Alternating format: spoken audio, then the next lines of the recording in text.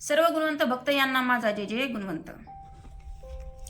जन्मानंतर आम्हा दोघांची भेट नाही होणार, बापाविना सांग आजी कसा मी राहणार। गोटीराम सदू मुकिंदा देवमन जोडीला, बसून बैल गाडीत संपत घेऊन मामाला।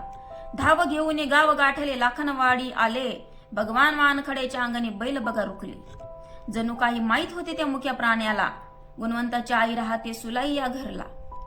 हात पाय धुवून स्वच्छ तढव टाकला, शिवराम चैतराम विक्रम तेव्हा आनंदात झाला। आमची लहानशी सुली नवरी आता होणार, संपतराव जावाई बुवा सुंदर शोभणार। सुलाईने दुरूनच पाहिले संपतरावाला, गोड हसून खुणवू लागले आपल्या भावाला। आन पोरी पाणी आण म्हणती गोटीराम, बोलती मग सुलाईशी भारदस्त स्वरानं। सुंदर साडी नेसून सुलाई मग आली, पाणी देत गोटीरामाला मनीच घाबरली। 9 वर्षाची सुलाई होती आणि 15 वर्षाचा संपत, नवरा नवरीचा जोडा सोबतो बघा सुंदर। गोटीरामाने सुलाईला मग नाव विचारले, सुली मी सुली असे 2दा तिने सांगितले। मध्ये भगवान वानखडे बोलू हो लागला, 2 मुली आणि 3 मुले आहेत आम्हाला। शिवराम चैतराम विक्रम अन सुली डुली कन्या, सुखी परिवार आमचा राहतो आनंदात, शेतमजुरी करतो सारे राहतो एकत्र। फार सुशील आहे माझे 3ही पुत्र, तुमचा परिवाराचा द्याव परिचय आम्हा, भगवान वानखडे विचारते त्या गोटीरामाला।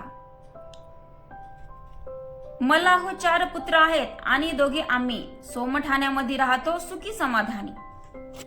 शिंदी सोमठाणा मध्ये राहतो सुखी समाधानी। शिंदी गाव मुळचे आमचे वसान हो पडले, 400 वर्ष पूर्वी सांगती पूर्वज आमले।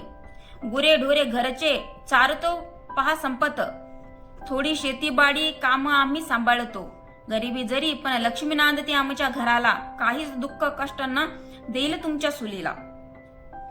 पोरी सारखी वागवू आम्ही तुमच्या मुलीला। गोटीराम आणि संपतरावांमध्ये संवाद चालला, एक आना देवनी मुलगी पसंत हो केली, आनंदाने नाचत सुली घरामध्ये गेली। पसंती झाली, तारीख ठरली मे महिन्यात, सुलाबाईचे लग्न झाले रखरखत्या उन्हात। बौद्ध पौर्णिमाचा चंद्रमाही आनंदात झाले, जणू प्रकाश रूपे सुलीवर उधळूच लागले, फुलेच उधळू लागले।